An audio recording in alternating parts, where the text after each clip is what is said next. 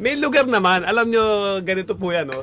Na nakikita ko si Poy Eram, maayos naman eh, di ba? Kaya lang minsan kasi let's face it, di ba? Minsan kasi yung pagiging bad boy image ni ano, para ayaw nila, parang yung pagiging bad boy nila binibigay lang nila sa tingin nilang kwalipikado.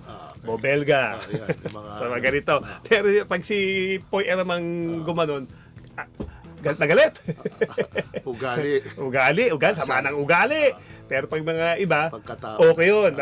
Cambio Bueva, ayos. Ayos siya kasi yan naman talaga yun. Yan naman talaga, di ba? Ganun ang nangyayari. Ngayon, kung meron ba siyang team, ako bilang coach, okay sa akin yan eh. Si Poy Eram eh. Kasi, una-una, hindi naman gagamitin ni Coach Reza kung wala nabibigay Correct. na laro, whether sa lahat ng departamento, rebound, putbacks, hindi naman matakaw sa puntos yan, depensa, di ba, help defense, di ba, pandepensa sa import, di ba. Ngayon, eto ngayon ang aking tanong o aking pinanggagalingan.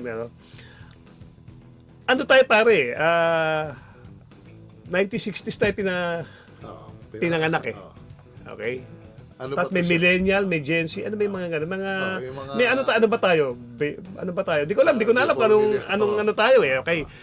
Nasanay tayo na yung although emotional, ang basketball, ayaw natin makasakit ng kakampi, ng coach. Minsan nga pare, sa sobrang nasagot mo yung coach, pero kinabukas sa coach, pasensya ka na.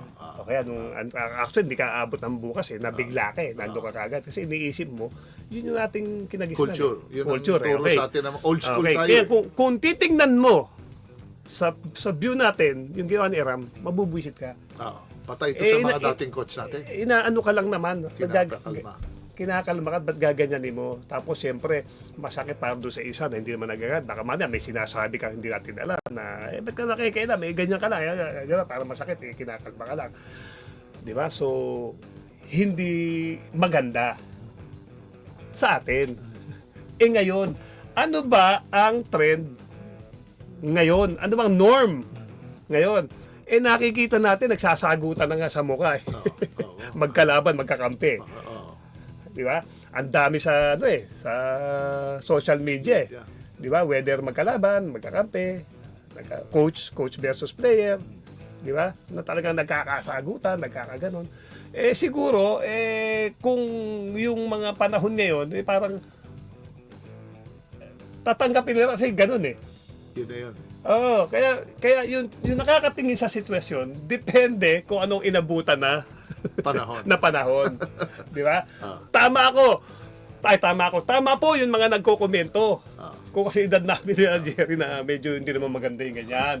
Pero sa panahon mo ngayon, kasi kailangan tayo sumabay, ganyan di ba? Tatanggap-tanggap na ba? Ibe sa mga, may ganun na sagutan Alam mo naman yan Or, eto, merong long shot.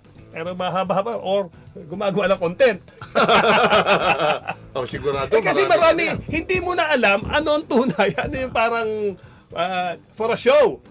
Di ba? Pero ayoko nang isipin na for a show kasi nakita ko naman medyo siya, frustrated siya, tinechnical siya. Wala pa sa atin may gano'n. Siguro, kumbaga, ito na norm Wala naman sa amin to. Nagkakaintindihan naman kami ni Kumbuntin. After wala kami. Huwag nyo nang bigyan ng iba pang kahulugan. Parang siguro gusto nung sabihin niya ni Poy Eram, kung nagano siya, baka hindi natin baka gano'n na kultura na nila sa ensayo. Baka ini-encourage na o gano'n na show talaga. your O emotion. gano'n kasi pare, iba yung panahon natin Siguro, pero yung panahon natin,